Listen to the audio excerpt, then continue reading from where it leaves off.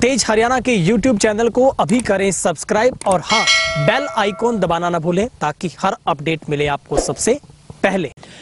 अब हम जिक्र करेंगे इलाहाबाद के उस गढ़ को भेदने की कोशिश करेंगे, उसका विश्लेषण करेंगे। आखिर वो 55 गांव जो निश्चित तौर पर राजनीति में खास करके इनेलो का गढ़ जैसे कहा जाता है, बहुत बड़ी भूमिका निभाते हैं।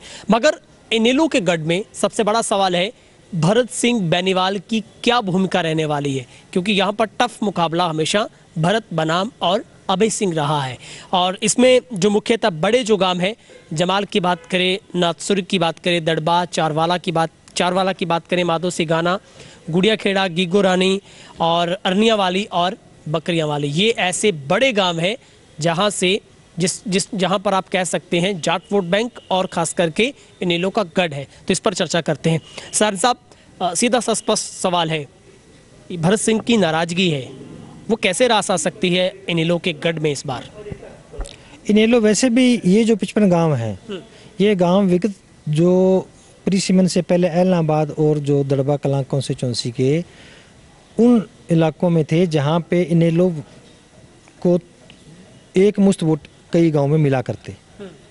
उन दोनों कॉन्स्टिट्यूंसी के इनेलो समर्थित गांवों का ये 55 गांवों का एक समूह है जहां पे इनेलो बहुत जो है वो ज़बरदस्त उसकी पेठ है और इन गांवों में हमेशा ही उनकी लीड आती रही है, चाहे वो विपक्ष में रहे हो चाहे सत्ता में रहे हो। अब बात रह गई भरत सिंह की। भरत सिंह यहाँ इन गांव में ऑलमोस्ट दो धड़े रहे हैं, अभय चौटाला या इनेलो के पक्षधर और उनके विरोधी। ये अलग बात है कि अभय चौटाला या इनेलो के पक्षधर का जो जुड़ाव था, उनका जो वो गुट एक गांव में बड़ा था और जो विरोधी थे वो जो है उनकी संख्या हमेशा ही कम रही है। इसीलिए इन अधिकांश गांवों में अगर आप 55 गांवों का अलग अलग विश्लेषण देखें, अलग अलग आप देखें कितने चुनाव में, तो मेरे ख्याल में 55 गांव में 8-10 गांव ऐसे होंगे जहां पे इनेलो की हार हुई है, वो भी बहुत थोड़े मार्जिन से। और 40-45 गांव, 42-44 गांव हर चुनाव में यहाँ पे इनेलो को लीड मिलती रही है। अब चूंकि पवन बेनीवाल भी परंपरागत रूप से इनेलो के साथ ही उनका जुड़ाव रहा, इनेलो से ही उन्होंने राजनीति सीखी और स्वाभाविक है इनेलो की राजनीति जो है वो ग्राउंड लेवल की राजनीति थी, तो उनका जुड़ाव भी उन हमेशा जो है वो नीचे सतर में आम कार्यकर्ता के साथ था। इसका फ़ायदा भी उन्हें, जब वो इनेलो छोड़कर विगत 2 चुनाव उन्होंने लड़े और बीजेपी में आके लड़े, तो उनका फ़ायदा उन्हें मिला।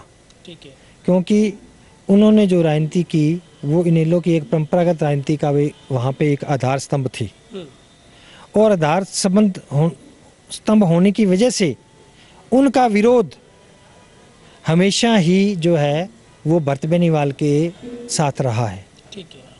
और उनका जो विरोध अकेला राजनीतिक रूप से नहीं रहा है, उनका आपस में दोनों परिवारों में एक जो है वो दुश्मनी की तरह प्रतिद्वंदता हम देख सकते हैं और उन दोनों परिवारों की नहीं रही है।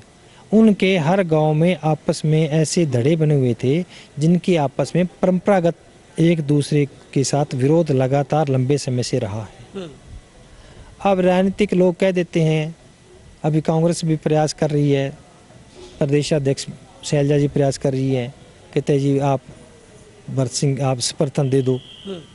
अब ये क्या संभव है? इतना लंबा जिनके आपस में इतना विरोध रहा है, वो 1 मिनट में उनको समर्थन देते, क्या ये संभव है? ये बिल्कुल भी संभव नहीं है, मैं नहीं मानता। चाहे वो ऊपर, वैसे तो वो नॉमिनेशन फॉर्म भरवाने नहीं गए, उन्होंने अपना विरोध जाहिर किया है, लेकिन अगर वो चले भी जाते और कल को उनके प्रचार में भी आ जाते हैं, पर मैं नहीं मानता कि उनके जो समर्थक हैं वो जो है खुले मन से वो पवन बेनीवाल के पक्ष में वोट देंगे, ऐसा मैं नहीं सोचता। ठीक है सर, अब इसी के साथ साथ एक सवाल है कि किसान आंदोलन भी है सर वहाँ पर, और निश्चित तौर पर बीजेपी को खास करके गांव में जाने से सबसे बड़ा खतरा है, और यही वो इनेलो का गढ़ है जो सबसे ज़्यादा एक्टिव भी है।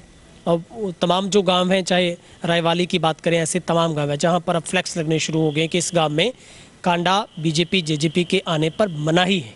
अब ऐसे में आपको सर क्या लगता है कि गोविंद कांडा का जो विरोध है, इसका कितना बड़ा फायदा यहाँ पर आईएनएलडी को मिल रहा है?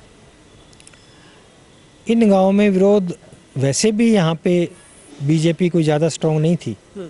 पवन बेनीवाल को व्यक्तिगत जो है उसका एक नेटवर्क था, उसका वोट उसको मिला और उन्होंने मुकाबला जो है वो अभय चौटाला का पिछले 2 चुनाव में किया।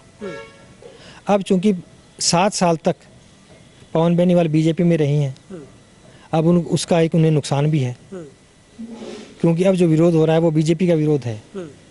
तो ये नहीं हो सकता कि आज पवन बेनीवाल बीजेपी छोड़कर आ गए और लोगों ने उसको बिल्कुल साफ कर दिया भी कोई बात नहीं, ऐसा नहीं होता राजनीति में। कुछ विरोध तो उनका भी होगा इस बात को लेकर।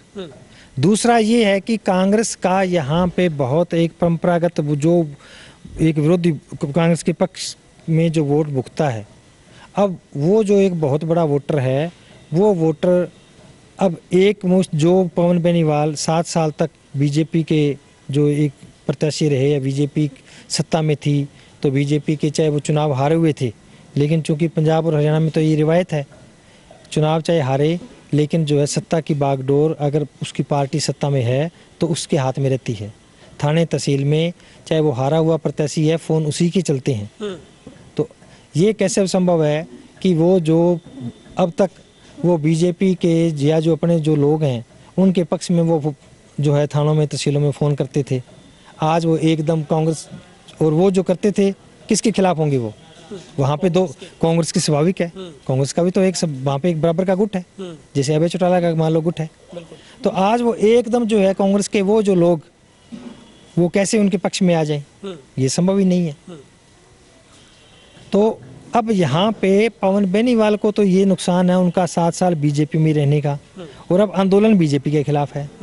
और गोविंद कांडा का तो मैं तो नहीं मानता कि बागड़ी बेल्ट के अंदर कोई ज़्यादा घुसपैठ हो पाएगी। ये तो यहाँ पे तो उनकी जो स्थिति है वो बहुत बुरी रहने वाली है।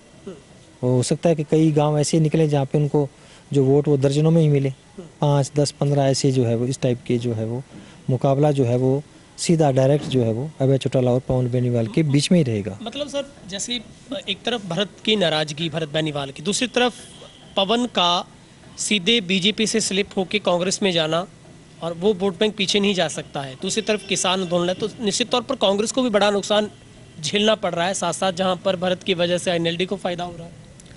का एक ऐसा परंपरागत वोट है, उससे कोई प्रत्याशी से मतलब नहीं है, उसे कोई कैंडिडेट कैसा है इससे मतलब नहीं है, उन्होंने तो पंजे पे मोहर लगानी है। इस तरह का जो वोटर है वो वोट जो है वो पवन बेनीवाल के पक्ष में जो जाएगा, ये उनको एक एडवांटेज है। और दूसरा, वो अपने साथ जो वोट बीजेपी प्रत्याशी के तौर पर उन्हें मिले, उनमें कितना बड़ा हिस्सा वो अपने साथ रख पाते हैं।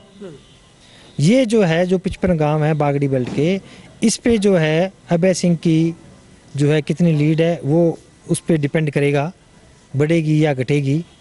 लेकिन इन गांवों में विगत चुनाव में जो भरत सिंह बेनीवाल को जो वोट मिला, कांग्रेस प्रत्याशी को जो वोट मिला, उसका एक हिस्सा अभय चौटाला के पक्ष में जाएगा और एक हिस्सा जो है वो कांग्रेस प्रत्याशी को वो मिलेगा, इसमें कोई दो राय नहीं।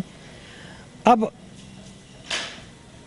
बीजेपी यहाँ पे कितना वोट बैंक लेती है, जो पवन बेनीवाल पिछली बार लेके गए उनमें कितना सेंध लगाती है, इससे पवन बेनीवाल की स्थिति जो है वो स्पष्ट होगी। लेकिन हालात ऐसे हैं कि बीजेपी को इन 55 गांव में कोई ज़्यादा वोट बैंक उनके पक्ष में जाएगा ऐसा नहीं लग रहा।